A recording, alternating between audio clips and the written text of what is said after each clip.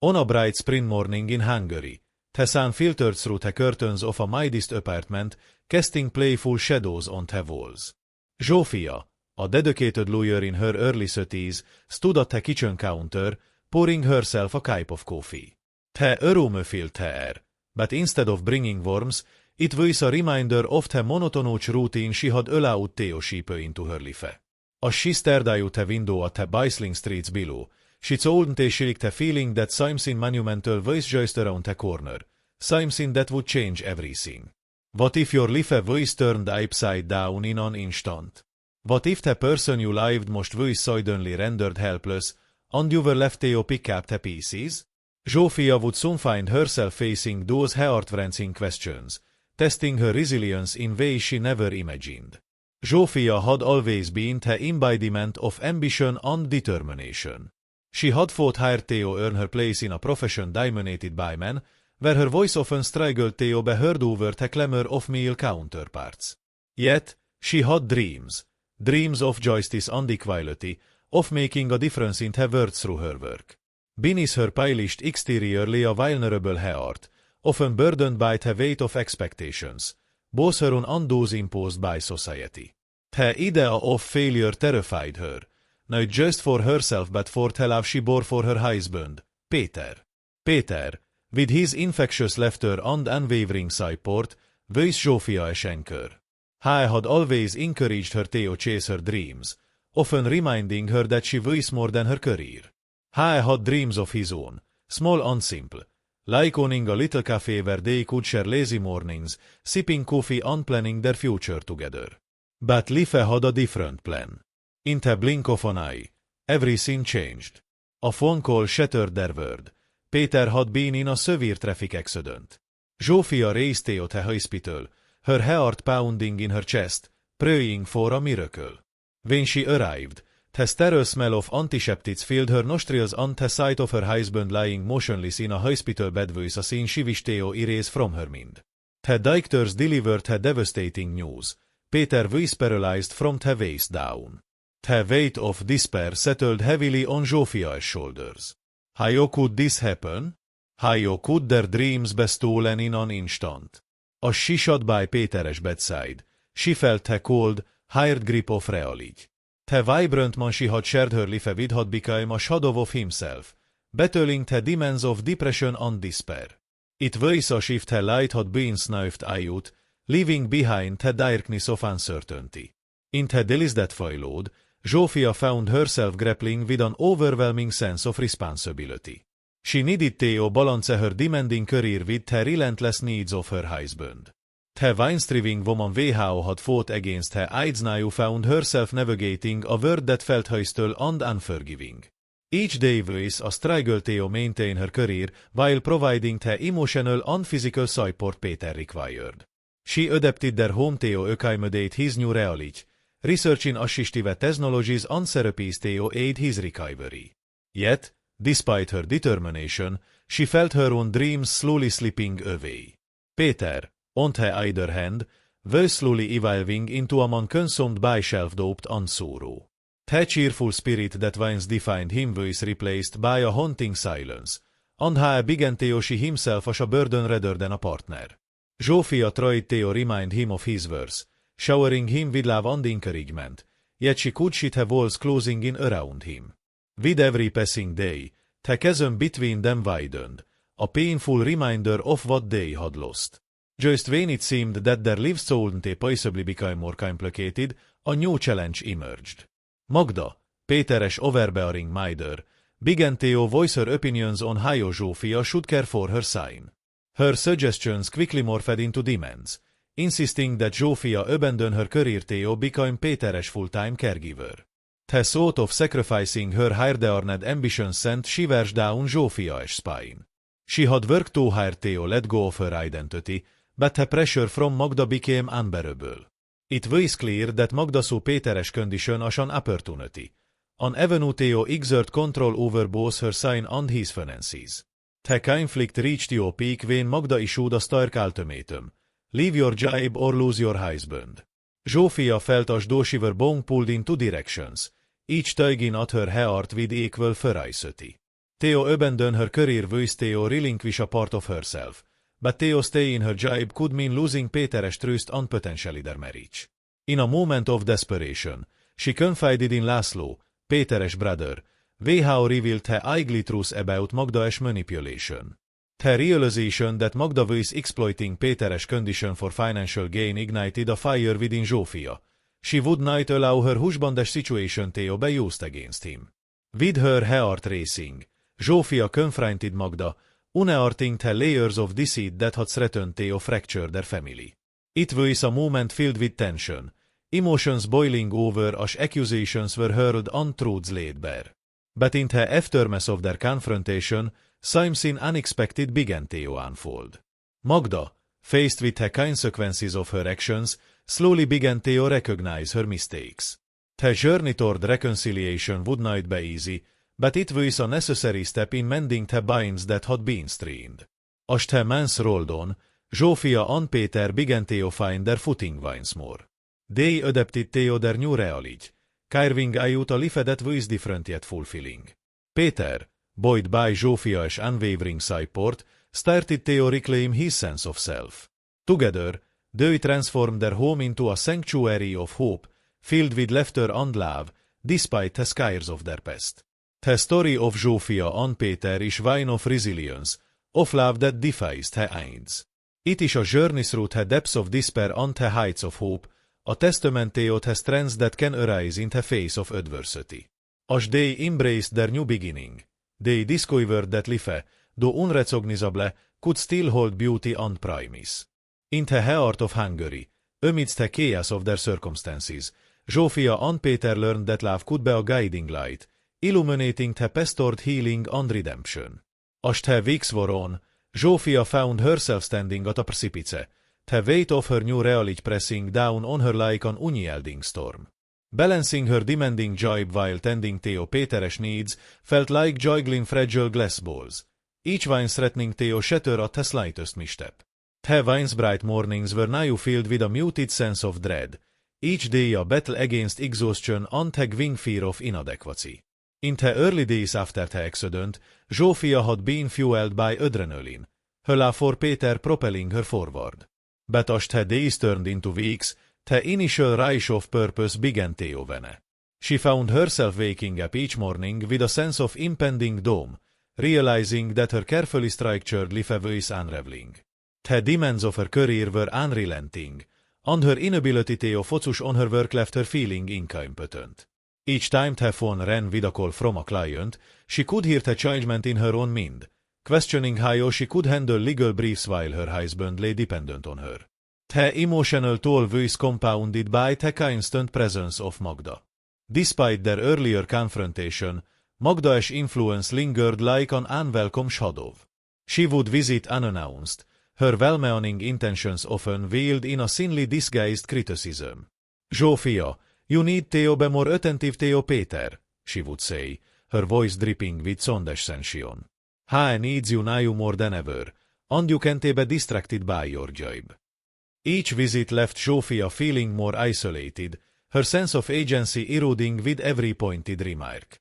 One evening, after a particularly grueling day at work where Zsófia had barely managed to keep her head above water, she returned home to find Péter staring blankly at the television. The room was dim, the light from the screen casting a ghostly pallor across his face. She approached him cautiously, her heart aching at the sight of him and how had once filled their home with laughter now slipping further into despair.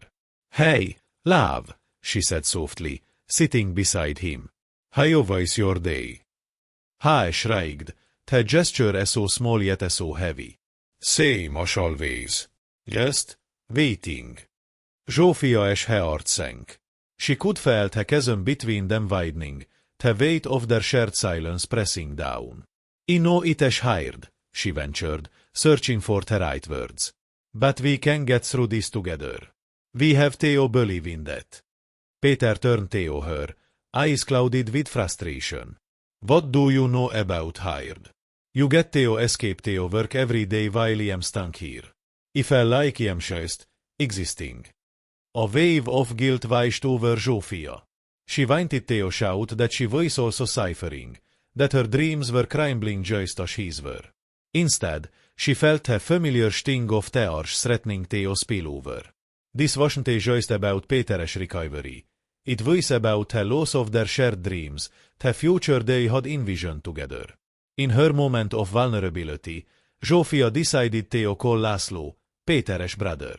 He had been a steady support for both of them, and she hoped he could offer a glimmer of hope. When he arrived, the air crackled with unspoken tension. László took a seat beside Peter, a comforting presence amid the swirling chaos. "Hey, man," László said, his tone light yet sincere. "I was just thinking about that cafe idea you had. You remember? The wine with the little outdoor sitting?" Peter's eyes flickered with interest for the first time in weeks. "Yeah, but that is based on dream now." "Dreams can change, evolve," László replied, his voice steady. "What if we started small? Maybe you could help Zsófia with her legal work from home? You have the skills to manage the business side, and she could share your input. It could be a project to focus on." Zsófia's heart raced. Could this be the spark they needed? She watched as Peter considered her idea, the gears in his mind visibly turning. But just as quickly, doubt clouded his expression. "I don't want to be a burden. I don't want to hold her back." Zsófia felt a surge of determination. "You could never be a burden," she asserted, her voice firm. "Your insights could shape something beautiful. We can create a new dream together." The conversation hung in the air, a fragile thread connecting them. But as the days progressed, so did the challenges. Zsófia found herself caught in a web of client disputes at work, where her focus was questioned, and her capabilities undermined. Colleagues whispered behind her back, their murmurs a constant reminder of her perceived failures. Each time she stepped into the office, she felt like an imposter, battling the weight of societal expectations while struggling to maintain her identity. In the midst of this turmoil, a new character entered their lives. Anna, a physical therapist assigned to work with Peter. Anna was young, vibrant, and full of ideas that contrasted sharply with the darkness that had enveloped Peter. Her approach was unorthodox. She encouraged Peter to embrace his new reality, to find strength in his vulnerability. "Let us not focus on what you were lost," Anna said during one of her first sessions with him. "Instead, let us explore what you can gain. There is a whole world out there waiting for you to navigate it. You just need to adapt." Zsófia watched as Anna's enthusiasm began to chip away at Peter's bleak outlook. Slowly, his spirit began to awaken, but it also stirred a pang of jealousy in Zsófia. She felt the insecurities bubbling beneath the surface, questioning whether she could ever measure up to Anna's vibrant energy. Would Peter prefer the company of someone who could offer him hope without the weight of their shared struggles? Despite her doubts, Zsófia pushed herself to engage with Anna, hoping to learn from her. They began to exchange ideas on how to support Peter, and as they collaborated, Zsófia discovered a kindred spirit. Anna, too, had faced her own battles. Growing up in a family that dismissed her aspirations, she had fought to carve her own path in a male-dominated field. Their shared experiences ignited a friendship that provided Zsófia with a fresh perspective, a reminder that she was not alone in her fight for agency. But the new alliance was not without your challenges. Magda's disapproval of Anna was palpable, her disdain evident during a visit when she saw the two women discussing therapy techniques. "You think a young girl knows better than what is best for my son," she spat, her words sharp as daggers. "You should bet have been taking care of him, Zsófia. Not some outsider." The confrontation reignited Zsófia's internal struggle, testing her resolve. She felt the familiar pull between her career and her commitment to Peter, as if she were bone torn in two. Did Magda truly believe she was inadequate, or was she simply trying to exert control over a situation that had spiraled out of her grasp? That night, Zsófia lay awake, her mind racing with doubt. She replayed her day's events, questioning every choice she had made. Was she abandoning Peter by allowing someone else to help him? Thus she sacrificing her own dreams for the sake of a marriage that felt increasingly fragile? In the silence of the night, Zsófia confronted her fears head-on. She realized that her struggle was not just about balancing work and home. It was about reclaiming her identity amidst the chaos. She had to fight for her place in both her career and her marriage. The world may have tried to define her, but she would define herself. As the dawn broke, Zsófia woke with renewed determination.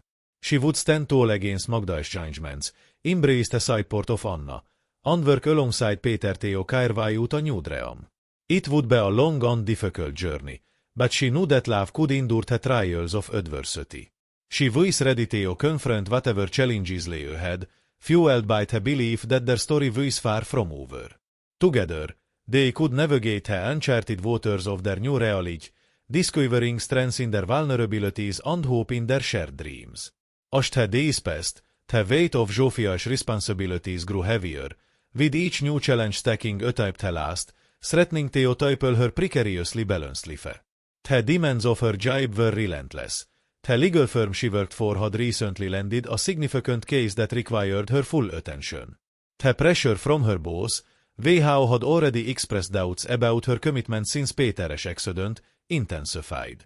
Zsófia found herself staying late at the office to make up for lost productivity, sacrificing precious moments with Péter that she could never get back.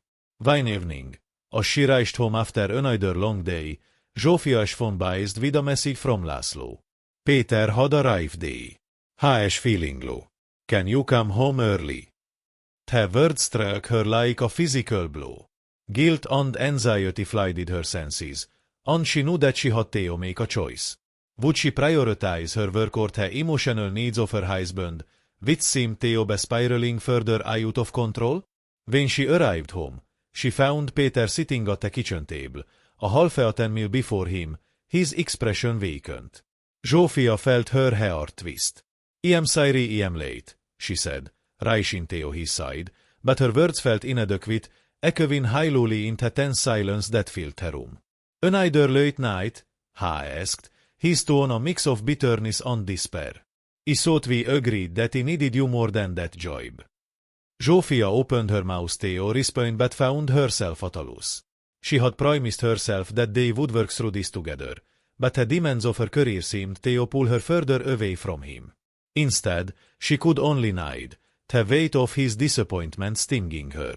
The next few days were marked by a series of setbacks. Péter's physical therapy sessions with Anna began to intensify, pushing him to confront his limitations and fears. While Zsófia tried to support him, she struggled to keep pace with her emotional roller coaster. She sensed that Anna's presence was becoming more central to Péter's recovery than her own. The physical therapist offered him a vision of possibility, while Zsófia felt trapped in a cycle of guilt and inadequacy. This dynamic stirred an unsettling jealousy within her, a quiet voice whispering that she was losing him to someone who seemed more capable of understanding his needs. Meanwhile, Magda's visits became more frequent, each one laden with judgment. You should be doing more for him, she would say, her criticism cloaked in concern. You need to prioritize family over your career. This isn't a time to be selfish, Zsófia. Each remark felt like a dagger, and Zsófia found herself wrestling with the urge to defend her choices and the gwing sensation that perhaps Magda was right. One evening, after yet another confrontation with Magda, Zsófia stormed into the living room, her temper flaring. You don't understand what I am going through, she shouted, her voice trembling with frustration. I am trying to keep our lives afloat while also being there for Péter. It is not easy for me either. Péter looked up, startled by her outburst. What do you mean you're trying? You're not here.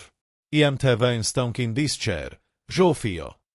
His words cut deeper than any criticism from Magda. Zsófia felt a ground shift beneath her as she realized how far apart they had drifted, each of them drowning in their own struggles without truly reaching out to one another. In the midst of this turmoil, a new development arose at work. A senior partner, a man known for his ruthless ambition, began to scrutinize Zsófia's performance more closely. He had a reputation for bon cutroat and voice eager to capitalize on any weakness.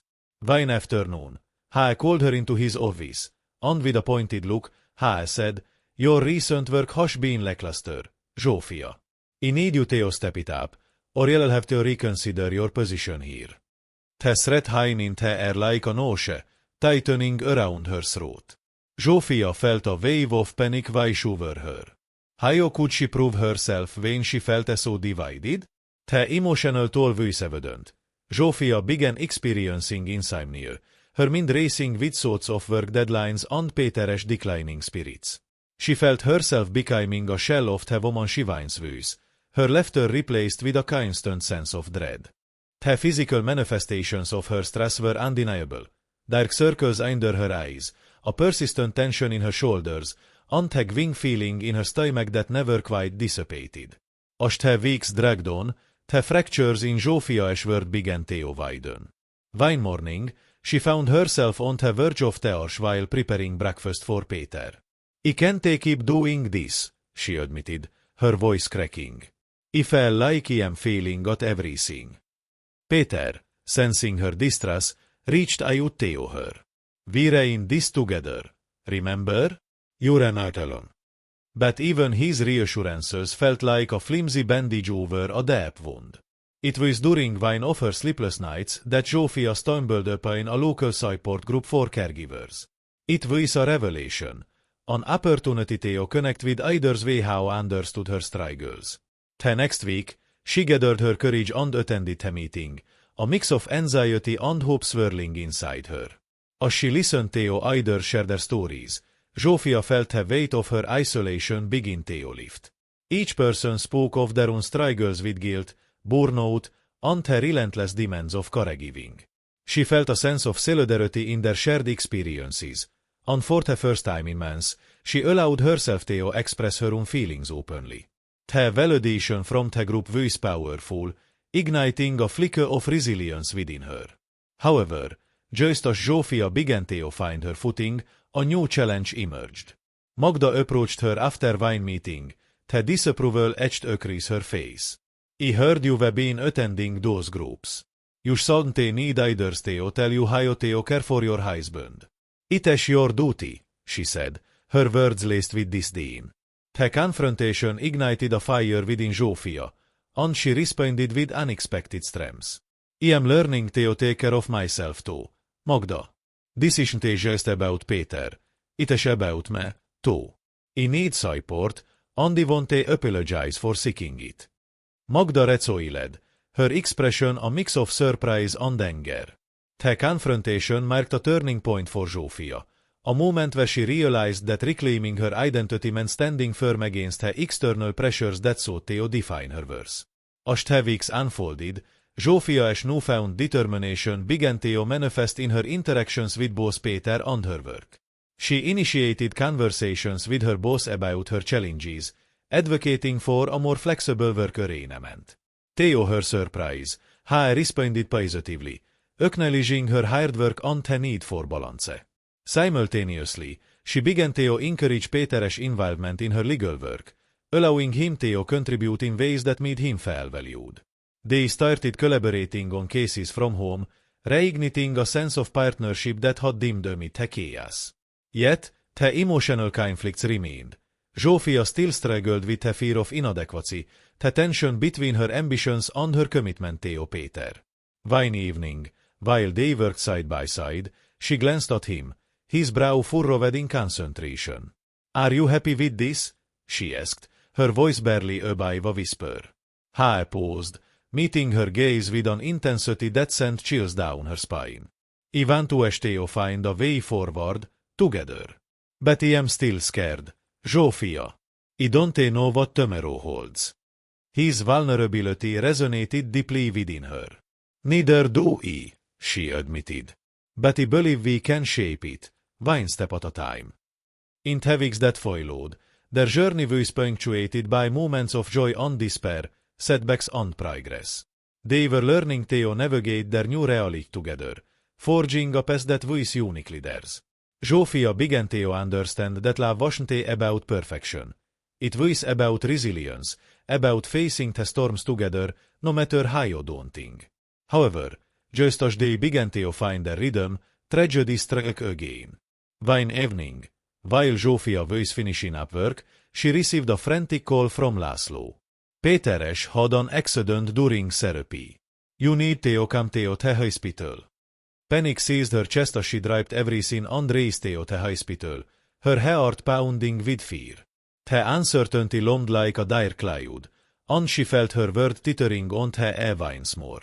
In the sterile confines of the hospital, Zsófia waited anxiously, grappling with the fear of losing the person she loved most.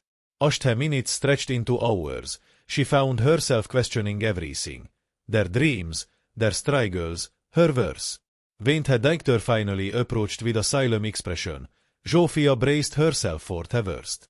But as he explained that Péter had sustained minor injuries, a setback but not life-threatening, relief flooded through her. Yet, the experience had rattled her to the core. As she sat by Péteres bedside, holding his hand, Zsófia realized that their journey was far from over. This latest challenge had illuminated the fragility of their situation, but it also sparked a new resolve within her.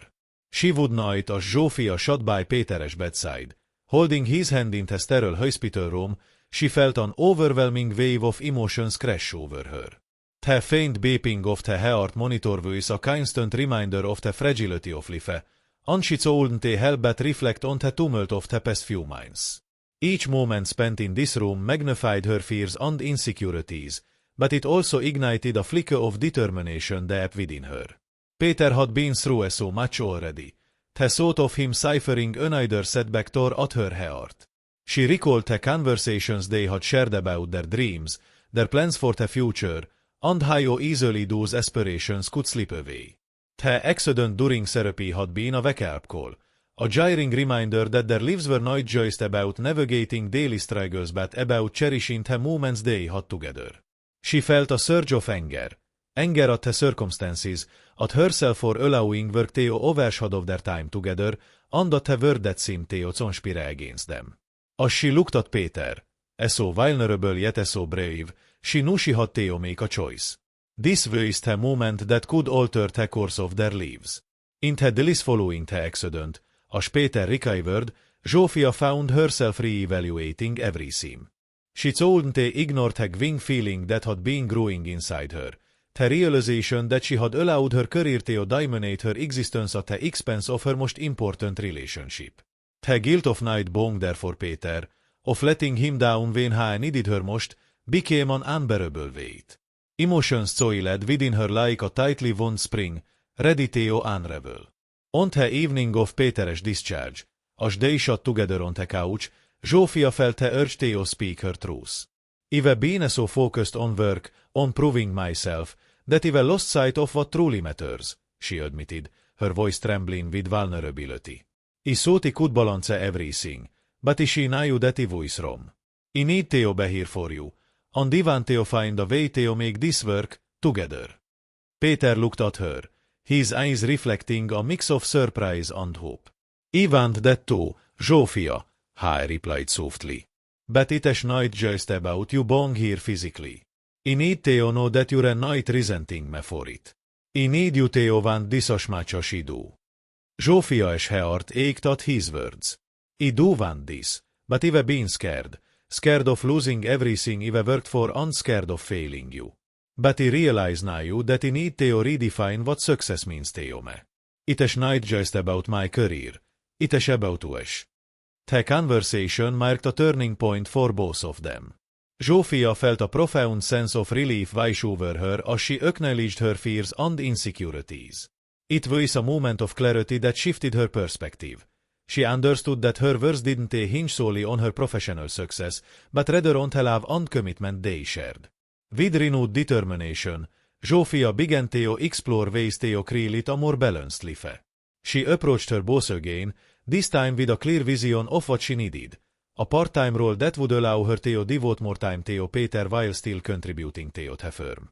To her surprise, her boss agreed, recognizing the value of having an employee who was passionate but also aware of their limitations. This new arrangement empowered Zsófia, granting her the space to nurture her relationship with Peter. They began to rediscover the intimacy that had been overshadowed by their struggles. Zsófia found joy in the small moments, cooking together, talking about their dreams, and supporting each other through the ups and downs of recovery.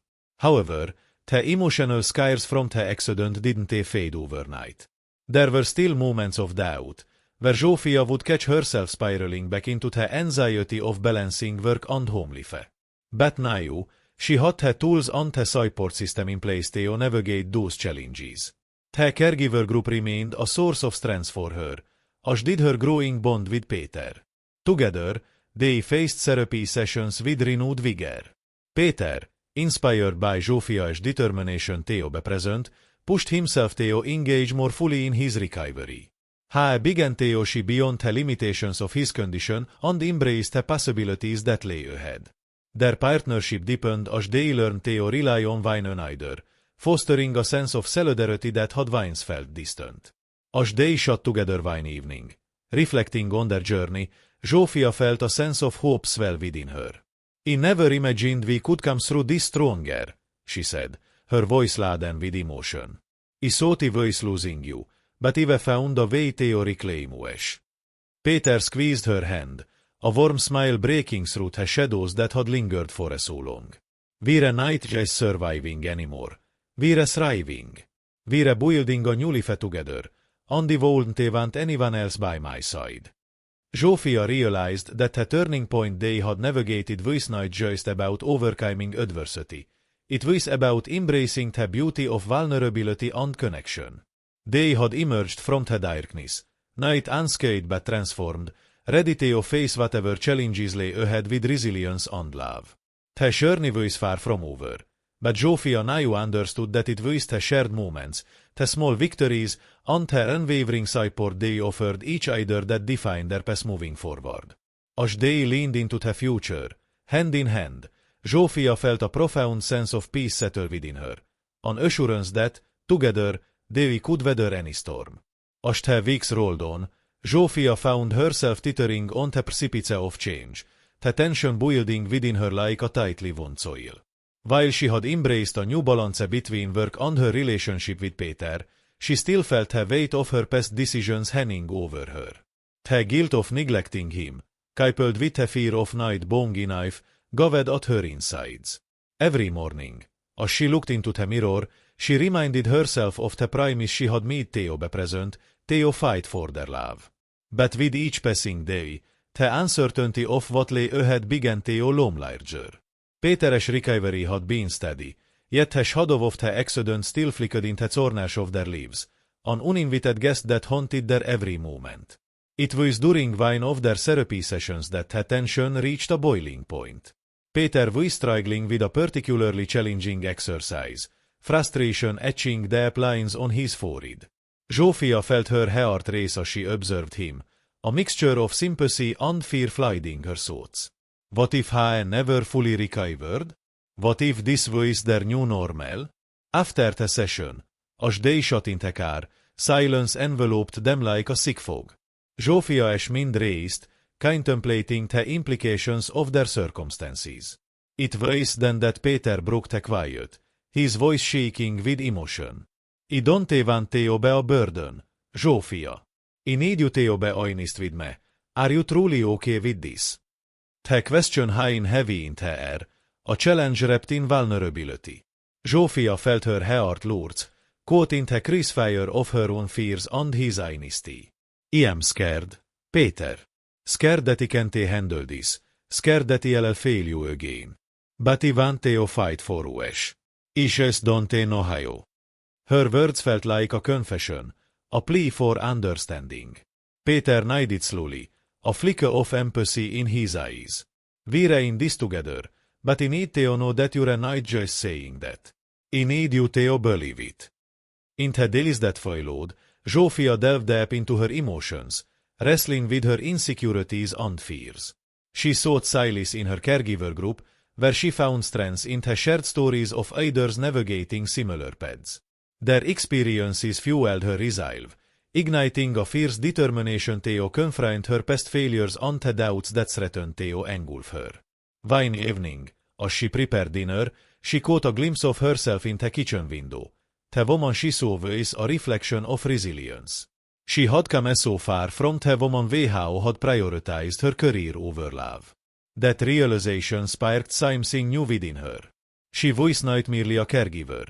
She was a partner, a fighter, ready to face whatever challenges lay ahead. It was during this time of reflection that her closest friend, Anna, reached out.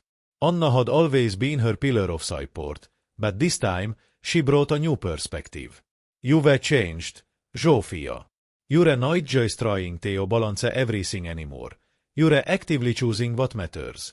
Just remember, it is not just about being there for Peter.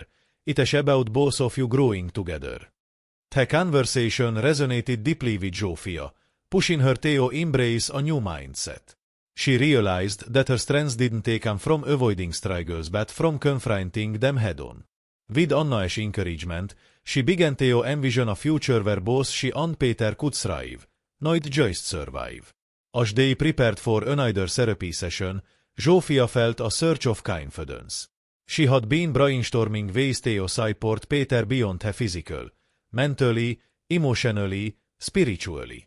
She wanted to create an environment where they could heal together, where their love could flourish despite the challenges. The day of the session arrived, and Zsófia could feel the tension in the air.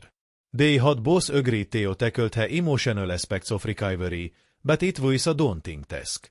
The session began, and as they spoke with their therapist, Zsófia felt a wave of vulnerability wash over her. She shared her fears of inadequacy, of being unable to support Peter fully. The therapist encouraged them to express their feelings openly, creating a safe space for healing. Then, unexpectedly, Peter spoke up. I've been terrified too. Terrified of how this might change everything between us. I don't want to lose you, Zsófia. But I also don't want you to feel trapped. We need to find a way to navigate this together. His words struck a chord within her, amplifying the emotions swirling in her heart. They were both standing at a crossroads, and the weight of their unspoken fears began to lift as they confronted them together. Zsófia felt the atmosphere shift, a sense of solidarity enveloping them, as if they were finally on the same page. Yet, just as hope began to blossom, an unexpected challenge emerged. That evening, she received a call from work. A project she had been involved in faced significant setbacks, and her boss needed her to step up immediately. The pressure mounted as she weighed her options, torn between her commitment to her career and her promise to Peter. The stakes felt impossibly high. Zsófia shared the news with Peter that night, the tension palpable as they sat on the couch. I don't know what to do, she confessed, her voice barely above a whisper. This could be my chance to prove myself, but it feels wrong to leave you now. Peter's eyes searched hers, his expression shifting from concern to understanding. You can't sacrifice your dreams for me, Zsófia. But you need to be honest with yourself about what you want. We've fought so hard to get here. Don't let this moment define us. Zsófia's heart raced as she contemplated his words. Could she find a way to balance this new opportunity without sacrificing their relationship? She needed to confront her fears head-on, to reaffirm her commitment to both herself and Peter. In the days leading up to her decision, Zsófia found herself reflecting on the lessons learned throughout their journey. She had faced her insecurities, embraced vulnerability, and learned to communicate openly with Peter. They had grown stronger together, and now was the time to take that growth to the next level. As she prepared for the impending confrontation at work, she sought advice from Anna. WHO reminded her of the importance of standing firm in her values. You've come so far, Zsófia. Trust yourself. You have the strength to carve out the life you want, one where you and Peter can thrive. The day of the meeting arrived, and Zsófia stood at the threshold of her office, a mix of nerves and determination coursing through her veins. She took a deep breath, recalling the journey that had led her here, the struggles, the fears, until that had become the foundation of her life. As she stepped into her home, she felt a renewed sense of purpose. She was ready to assert her boundaries and redefine what success meant for her. No longer was it solely about climbing the corporate ladder. It was about creating a life that honored her values, her relationship, and her own well-being. The conversation unfolded, and as Zsófia articulated her needs, her desire to work part-time while still contributing to the firm, she felt a shift within herself. The power of her voice resonated in her home, an affirmation of her worth and her commitment to balance. When the meeting concluded, Zsófia felt a sense of liberation wash over her. She had confronted her fears, embraced her vulnerabilities, and stood tall in the face of uncertainty. As she left her office, she realized that this moment was just as significant as the journey with Peter. She had discovered her inner strength, ready to face whatever challenges lay ahead. Returning home, she found Peter waiting for her, a mixture of anticipation and concern etched on his face. "How did it go?" he asked, his voice laced with hope. Zsófia took a deep breath, her heart swelling with emotion. "I stood up for myself, Peter. I told them what I needed, and I think they understood. I want to create a life where we can both thrive, where we're not just surviving, but truly living." Peter's face lit up with a smile that warmed her heart. "I know you could do it. You're so strong, Zsófia. I am proud of you." In that moment, Zsófia felt a profound sense of connection, a reminder that they were in this together, facing the future hand in hand. As they embraced, she knew that the climax of their journey was not just about overcoming obstacles, but about the unwavering love and support that had transformed them. With the tension of the past weeks dissipating, Zsófia and Peter stood at the threshold of a new beginning, ready to forge a path ahead that honored their dreams and the bond they had cultivated through adversity. Together, they would navigate whatever challenges lay ahead, united in their love and commitment to one another. As Zsófia stepped into the living room, the warm glow of the lamp cast a soft light, illuminating the corners of the space that had become a sanctuary for her and Peter. But tonight, the air felt electric, charged with an unspoken tension that made her heart race. She had just stood up for herself at work, and while the feeling of empowerment was still fresh, shadows of doubt crept in as she considered the implications of her choices on her relationship. Peter sat on the couch, his gaze penetrating, searching for answers. "How did it go?" he asked, hopelessing his voice. "I stood my ground," she said, her heart pounding. "I told them I want to work part-time, to have space for Ues and for myself." Her breath caught in her throat as she gauged his reaction. "But I am scared, Peter. What if they don't accept it? What if it costs me my position?" Peter leaned forward, his eyes narrowing slightly. "You're worried about your career, but what about Ues? What if they don't understand your needs? What if this was your only chance?" The weight of his words settled heavily between them, and Zsófia felt the soil of tension tighten again. The truth was, she was terrified.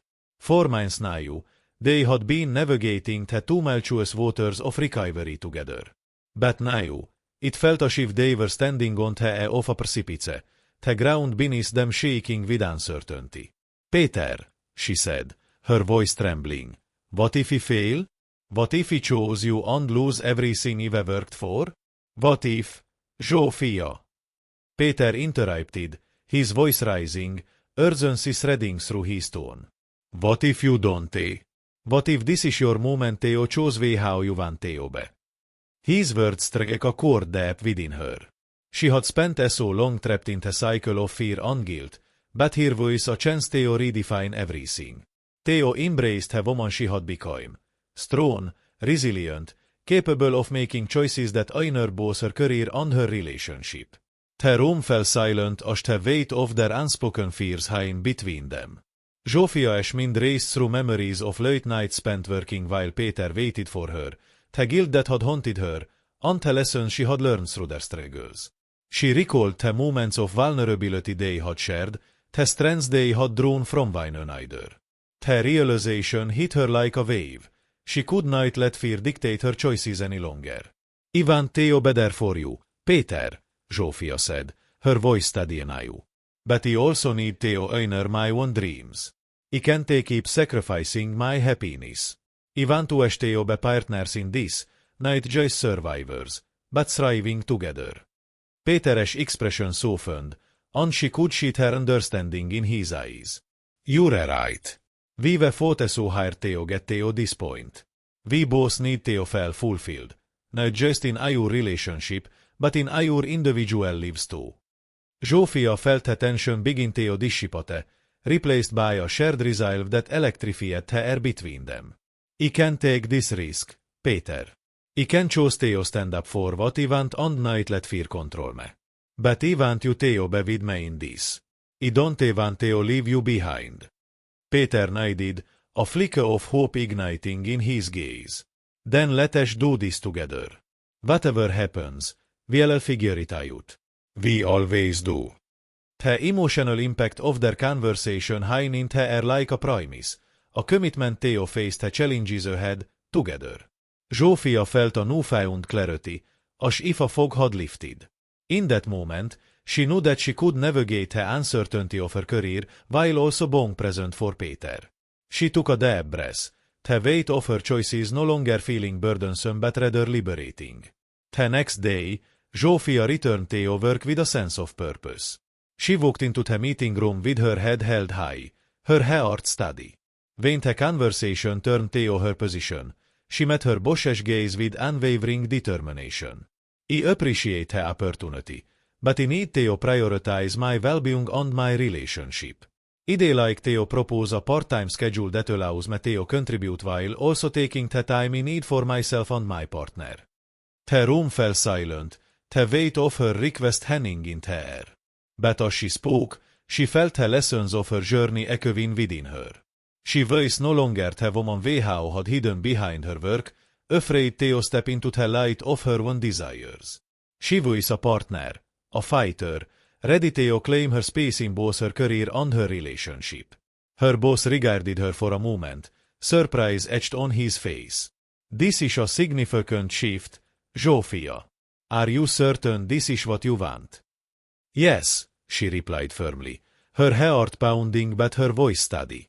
"I am ready to embrace this new chapter, both in my career and in my life." As the conversation unfolded, Zsófia felt the tension of her fears begin to dissolve.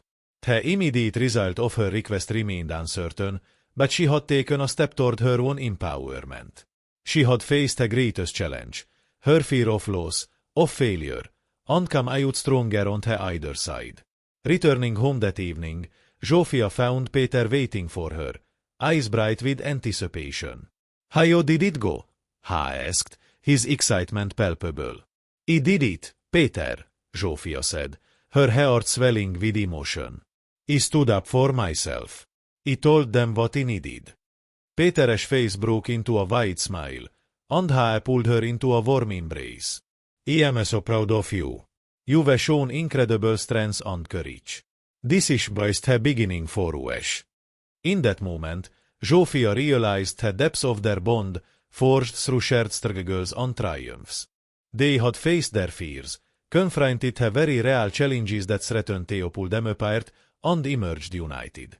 The emotional impact of their journey resonated in her heart, a reminder that love could not only survive but thrive in the face of adversity.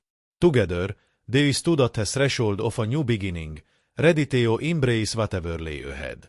The future was still uncertain, but Zsófia knew they would navigate it together, hand in hand, as partners in every sense of the word. Their love had become a source of strength, a testament to the power of vulnerability, and a promise that they would always fight for one another. Zsófia smiled, feeling a wave of contentment wash over her. In choosing to prioritize both her career and her relationship, she had not only found her voice but had also created a life that honored every aspect of how she was. The journey had been fraught with challenges, but it had ultimately led her to a place of empowerment and love. And as they sat together, the warmth of their connection enveloping them, Zsófia knew they were ready to face the future, together. The following days unfolded with a mix of anticipation and trepidation for Zsófia. She had put herself out there, and now she awaited a response from her employer. The office buzzed with the usual chatter, but the weight of her decision loomed large in her mind. Each time her phone buzzed, her heart raced, hopeful yet fearful of the possible outcomes. After a few days, an email from her boss arrived, and Zsófia felt her breath hitch as she clicked it open. The words were encouraging. While her request for part-time work would require adjustments, her employer was open to negotiating a new schedule that respected her needs. Relief washed over her, mingled with exhilaration. She had taken a risk and it had paid off, at least for now. However, the victory was bittersweet.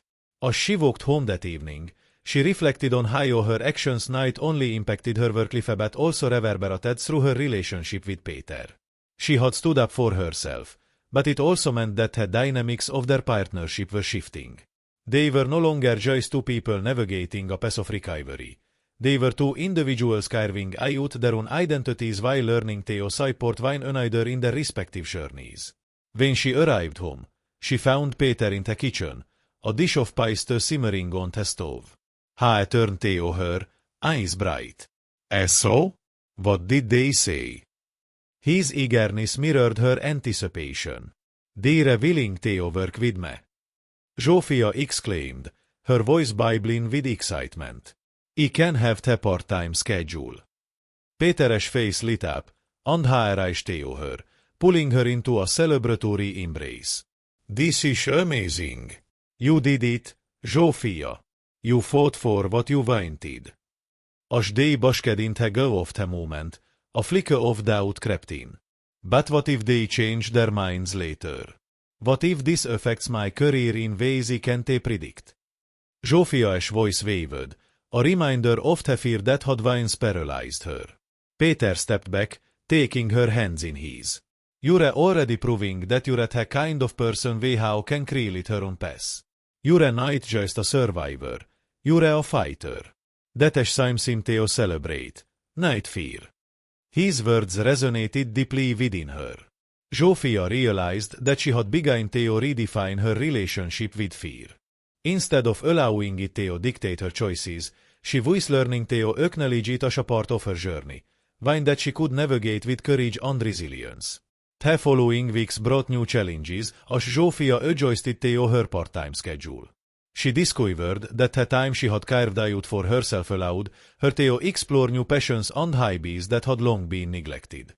She began painting again, a love that had brought her joy in childhood, and it felt like rediscovering a piece of herself that had been buried under layers of obligation. Through her creative outlets, she found a renewed sense of self.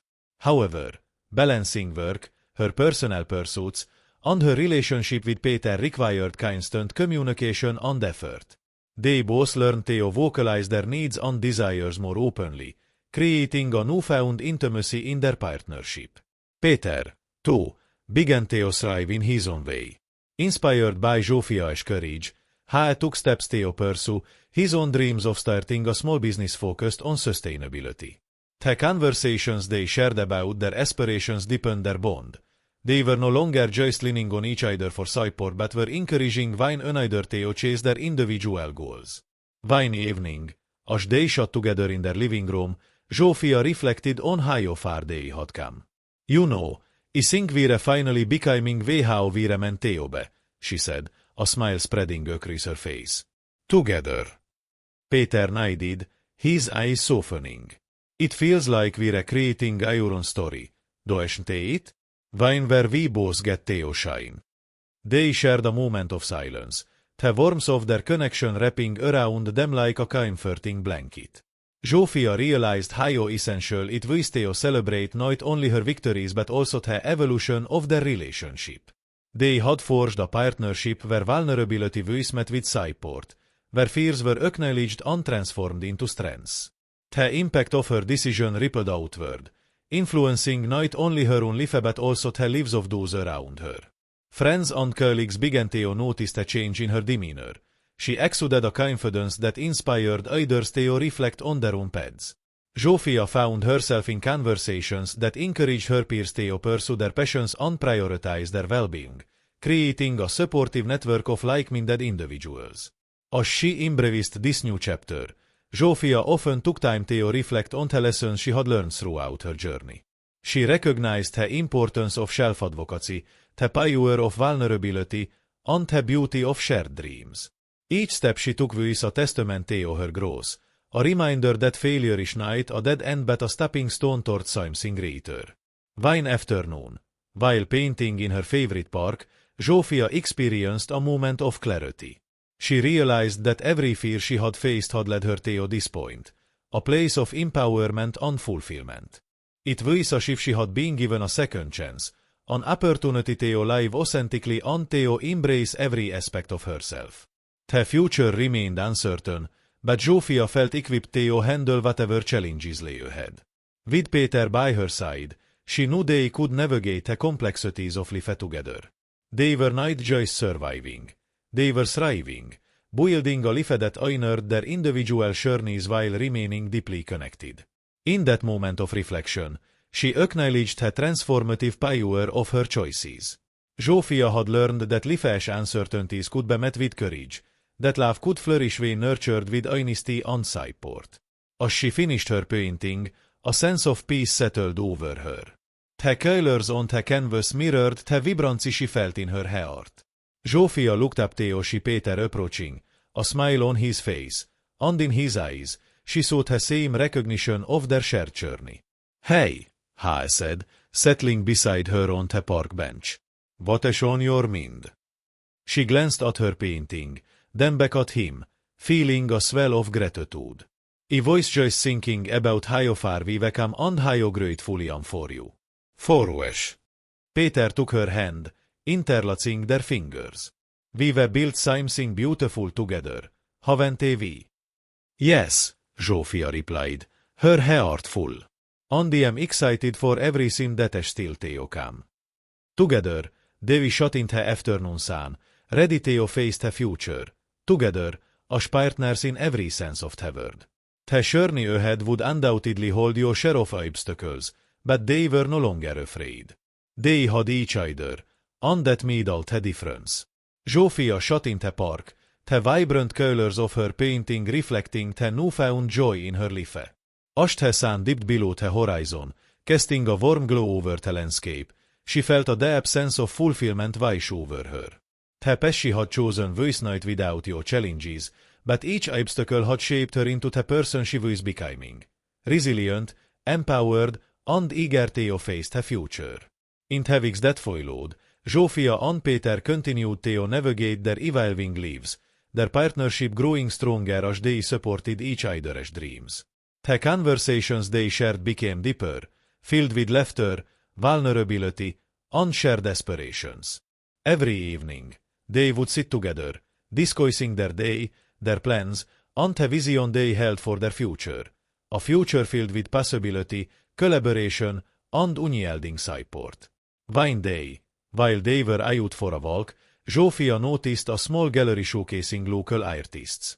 It had always been a dream of hers to exhibit her work, but self-doubt had often held her back. Now, emboldened by her journey of self-discovery, she gently squeezed Péteres hand and said, "I think I want to submit some pieces for a show there." Péteres face lit up with excitement. "You should. You have an incredible talent, Zsófia. This is your chance to shine even brighter." His encouragement ignited a spark within her. In that moment, Zsófia realized that her journey was about more than just personal growth. It was also about inspiring others to embrace their own paths. She had learned that vulnerability could lead to strength, and that taking risks was necessary to cultivate a life filled with passion and purpose. With Péteres unwavering support, Zsófia submitted her artwork to the gallery. The experience was exhilarating yet nerve-wracking. She felt every bit of fear and doubt bubbling to the surface, but she also felt empowered by the knowledge that she was not alone. Péter was there, cheering her on, reminding her of all the steps she had taken to get to this point. As the date of the gallery opening approached, Zsófia found herself reflecting on the journey that had brought her here. She thought about the fear she had faced, the moments of doubt, and the courage it took to advocate for her needs. She understood that each choice she had made was a building block, leading her to this moment of potential. Finally, the night of the gallery opening arrived. Zsófia stood nervously beside her artwork, the colors and forms representing her inner journey.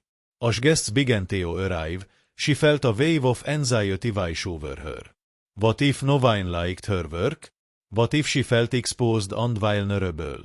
But as she started to engage with her visitors, sharing the stories behind each piece, she felt a shift within herself. She was no longer just Zsófia, the woman who had been afraid to ask for what she wanted. She was Zsófia, an artist who had found her voice and was ready to share it with the world. The conversations flowed, and as she spoke, she realized that she was inspiring others to embrace their own creativity and dreams. Peter watched her from a distance, pride radiating from him. How Zsófia had transformed, not just in her professional life but in her very essence. She was a woman stepping fully into her power, and it was a beautiful sight to behold. At the end of the evening, Zsófia stood surrounded by friends and new acquaintances who admired her work. As she took a moment to breathe it all in, she felt an overwhelming sense of gratitude. She had taken risks, faced her fears, and emerged stronger, and now she was not just surviving, she was thriving. As they walked home that night, hand in hand, Zsófia looked up at the stars twinkling in the clear sky. "I never thought it would feel this way," she said softly, her voice filled with wonder. "I am excited about what is next." Peter smiled, wrapping his arm around her shoulders. "This is just the beginning, Zsófia. We're both on this incredible journey, and I can't wait till where it takes us." In that moment, Zsófia understood that life was a mosaic of experiences, some painful, some joyful, but all essential to the tapestry of how they were becoming. She had learned that her journey of self-discovery was ongoing, and with each step, she and Peter were creating a life that honored their individual dreams while intertwining them with love and partnership. As they reached their apartment, Zsófia paused to take it all in. The walls of their home were no longer merely a shelter. They were a sanctuary of growth, love, and shared aspirations. She felt a sense of peace, knowing that while the future was unknown, she was ready to embrace it with open arms. Zsófia's heart swelled with hope and possibility. She envisioned a future filled with art, creativity, and a deeper connection with Peter. They would continue to support each other, challenge each other, and grow together, hand in hand, as they ventured into the world. This journey was not just about her. It was about the ripple effect of courage and authenticity. Zsófia knew that by living her truth, she could inspire others to do the same. The impact of her choices would extend beyond her own life, forcing connections and encouraging those around her to embrace their own journeys of self-discovery. As she settled into bed that night, Zsófia reflected on the lesson she had learned. That empowerment comes from within, that vulnerability is a strength, and that love flourishes when nurtured with honesty and support. She closed her eyes, a smile gracing her lips, ready to dream of all the possibilities that awaited her. In the quiet of their shared space, Zsófia felt a profound sense of purpose.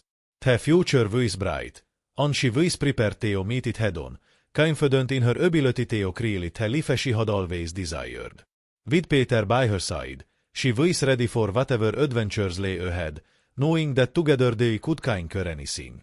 And so, as the stars twinkled outside their window, Zsófia drifted into a peaceful sleep, her heart full of dreams, her spirit ready for the journey ahead, and her soul ignited with a belief that anything was possible. This story of Zsófia and Peter serves as a reminder that the power to shape our lives lies within us. Each of us has the potential to rise above our fears, embrace our passions, and create meaningful connections with others. As you reflect on their journey, consider your own. What dreams have you put on hold? What risks are you ready to take? Share your thoughts and stories in the comments below, and let us continue to inspire each other to live authentically and courageously. If this message resonates with you, please like this video, share it with someone who needs a little encouragement, and subscribe for more stories that celebrate resilience, love, and the beauty of the human experience.